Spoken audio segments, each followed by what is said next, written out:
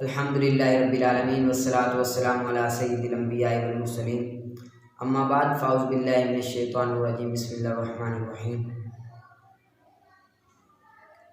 शुरू में हमने फसाहत के बारे में पढ़ा था। उम्मीद करता हूँ आगे आप इबारत और तरकीब निकाल कर आए होंगे और सबक को भी अच्छी तरह याद किया होगा। जिस तरह मैं पढ़ाता हूँ उसी तरह ही बिल्कुल भी यही नहीं याद करना होगा आपको, और उसी तरह आप लिख भी लिया करो। लिखने से और ज़्यादा पुख्तगी होगी। पहले आप याद किया करो, याद करने के बाद फिर लिखा करो, फिर सही तरह पुख्तगी होगी। आगे फसाहतुल कलिमाती सलामतु हा मिन तराफुरिल हुरूफी। फसाहत कलिमा किसे कहते हैं, उसकी तारीफ़ करना चाहते हैं। फसाहत कलिमा में उसका सलामत होना तनाफुर हुरूफ से और मुखालिफत क़ियास से और ग़राबत से। फसाहत कलिमा किसे कहते हैं, जिसमें तनाफुर हुरूफ भी ना हो, मुखालिफत क़ियास भी ना हो, ग़राबत भी ना हो।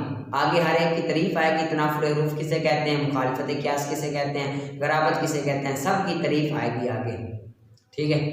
आगे तनाफुरुल हुरूफ, तनाफुर हुरूफ की तारीफ़ आ गई। भाई तनाफुर हुरूफ किसे कहते हैं, तनाफुर हुरूफ कहते हैं कि वो वस्फ कलिमे में जो वाजिब कर दे उसके सिकल को ज़बान पर, वाजिब कर दे उसके सिकल को ज़बान पर, और मुश्किल हो नुत्क बोलना बिहा उसके साथ।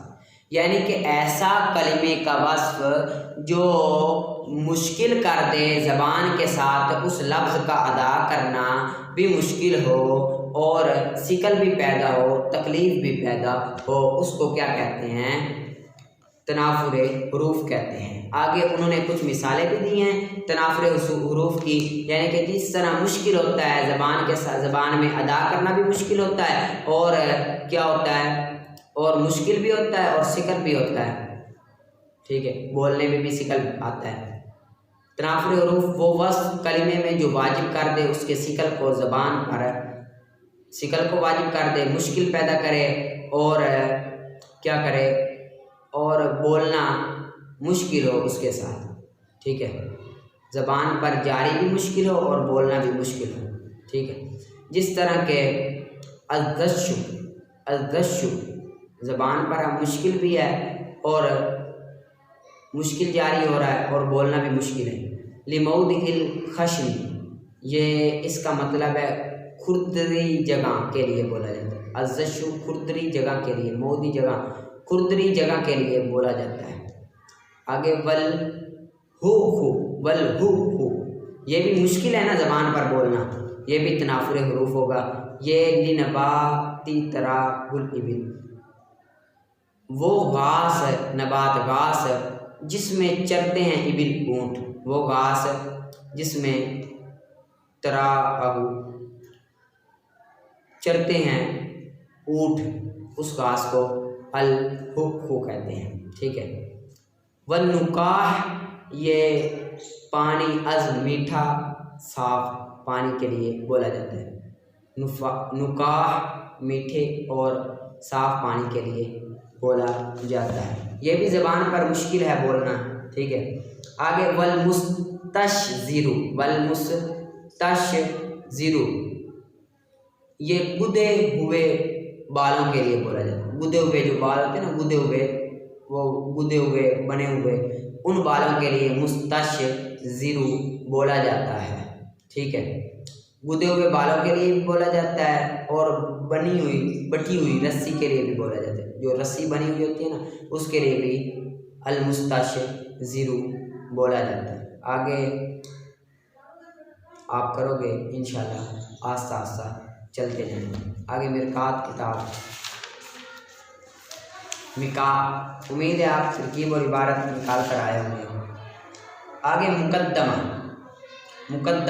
ये मुकद्दमे को मुकद्दमा क्यों कहते हैं? मुकद्दमे को मुकद्दमा इसलिए कहते हैं कि ये मुकद्दमातुल जैश से मुश्तक है। किससे मुश्तक है? मुकद्दमातुल जैश से मुश्तक है। मुकद्दमातुल जैश से मुश्तक है। मुकद्दमातुल जैश उस लश्कर को कहते हैं जो जंग से पहले एक छोटा सा लश्कर जाता है और जो बड़ा लश्कर पीछे होता है उसके लिए सामान, खाने पीने की अशिया और जो भी अशिया होती है, जो भी बड़े लश्कर को ज़रूरी होती है, उसका बंदोबस्त करता है। वो जो छोटा लश्कर पहले जाता है उसको मुकदमातुल जैश कहते हैं। क्योंकि वो पहले जाता है तो उसको मुकदमातुल जैश कहते हैं। तो किताब से पहले मुकदमा आता है, इसी वजह से उन्होंने इस मुकदमे को भी मुकदमा कह दिया, क्योंकि ये किताब से पहले होता है। बस फिलहाल इतना ही आप करें। आगे फिर मुकदमा के एहतमाल हैं कि मुकदमा के 3 तरह के एहतमाल हैं, यानी कि मुकदमा भी पढ़ सकते हैं और मुकदमा भी पढ़ सकते हैं। इंशाल्लाह सुबह करेंगे। और आगे आपने ना अच्छी तरह याद भी करना है और समझना भी है। कोई चीज़ समझ ना आए तो पूछ लेना है, कोई चीज़ भी समझ ना आए पूछ लेना है, और तरकीब और इबारत की तरफ ज़रूर तवज्जो देनी है। वो आपकी अच्छी होगी तो फिर ही ठीक होगी। आप ये मेहनत करके ये पढ़ लेंगे इंशाल्लाह, बड़ा फ़ायदा